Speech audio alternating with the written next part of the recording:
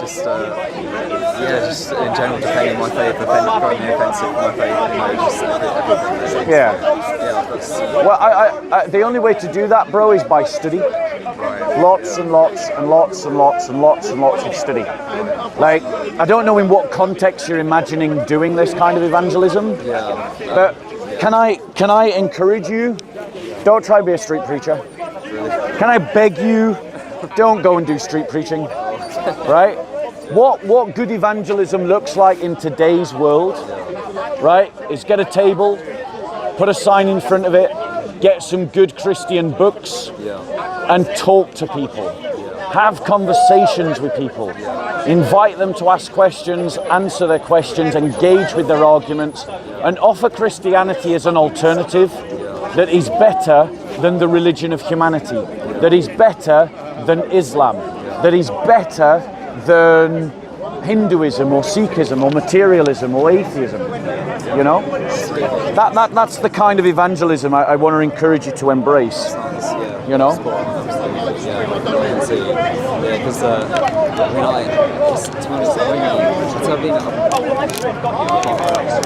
I've been a Christian for a few years, but it's only really been this last year and a half. God's really placed my heart more than ever to step out to what I'm doing, I think, yes, I'm just always sort of looking out how to do that, like sort of Muslims in my work that I'm trying to speak to. Half the time I feel pretty ineffective. It's a bit frustrating, and then I think a lot of it is that a lot of Christians in our churches, we don't encourage people to have firmness and conviction in belief.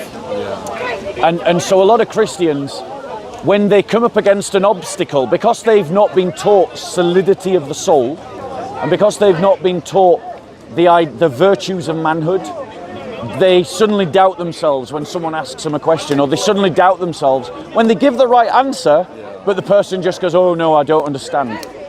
Right? You've got to have firm emotional conviction and firmness in our beliefs and in what we say as Christians. Right? So that you're not just put off because someone throws out a clever argument, or you're not put off because you give the right answer and then someone goes, oh, I don't know what that means. It's not the reaction you want to hear. For instance, in this park, no, on camera, off camera, you're happy to be on camera? Either way, come and stand here, bro. So, in terms of how we do evangelism, in this park, for instance, I encounter people that are deliberately obtuse all the time. You give a perfectly good analogy that 7 atheists, 3 agnostics, and 4 Christians all understand, but then the Muslim goes, oh, I don't know what you mean. Because they're being obtuse, because they're trying to win an argument. And sometimes you've just got to recognize that is what is happening. But that doesn't mean that what you're saying is wrong. So my advice to you is study apologetics. Don't become a street preacher. Get maybe some Christians from your fellowship or some Christians from around you. Set up a table with a sign, get some good second-hand books, and speak to people. Speak to people, hand out books, and talk with people. Don't just hand them out like confetti. Have conversations and give a book to a person that you've spoke to for a while. That sounds good, because obviously I'm so aware of the Darwinism and things around there. I've had a few conversations with them, but I sort of think, where the Christians are? Well, my other thing is, my other advice to you is, if you see a Darwa table, don't approach it.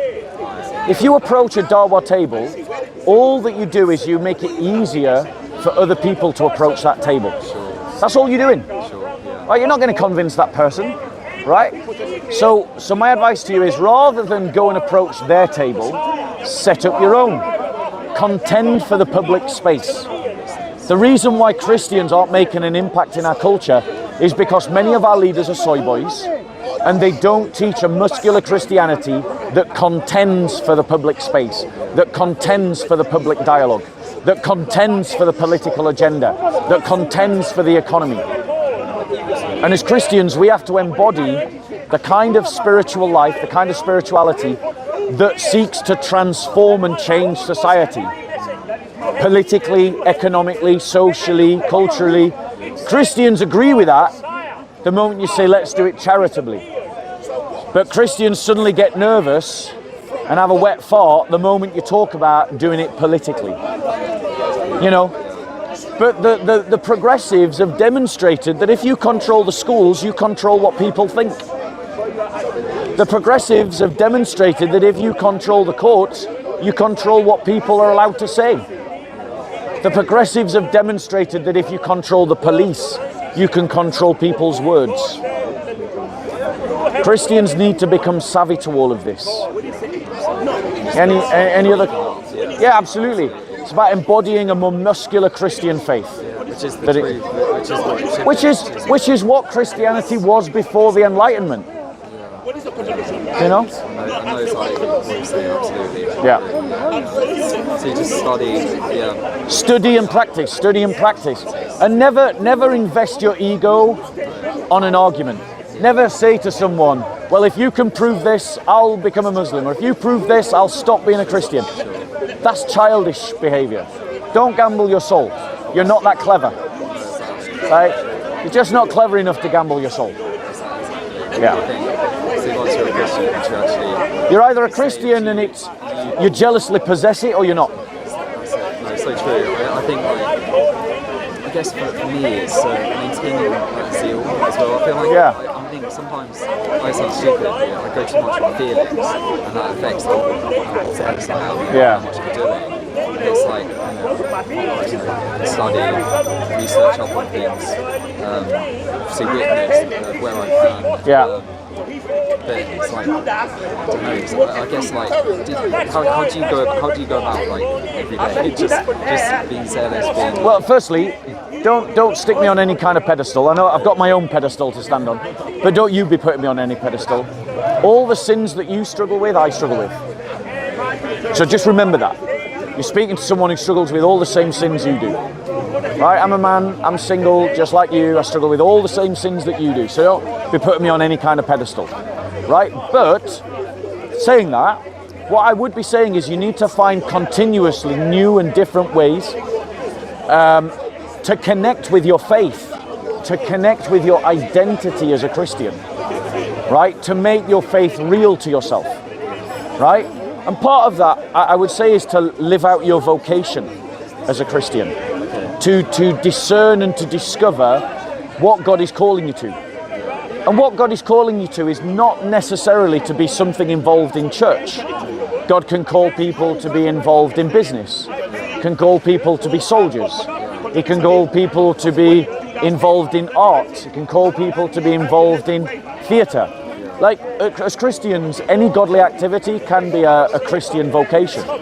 But you must discern what God is calling you to, and then you must see it as a holy ministry, that through your vocation, you grow closer to God, and you transform the world into the kingdom of God, and that you strengthen the church through your vocation.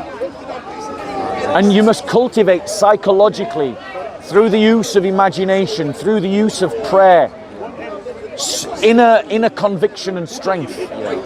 You know, that's like imagining yourself in situations where people are bullying you or attacking you because of your faith, but you just resolve yourself not to give in. And you cultivate this mindset of firmness of belief. And the Bible is clear. We're called again and again and again to be firm in our beliefs. But the church never teaches it. The church never cultivates it. The church never helps Christians to practice it. Is it okay if you can sort of talk to camera? Do you want to talk about stuff off camera? Is that okay? Just a few things. Yes, absolutely. Shall we get a cup of tea? If you want, it's up to you. Yeah. Absolutely. All right. Let's go get a cup of tea if you want to talk off camera.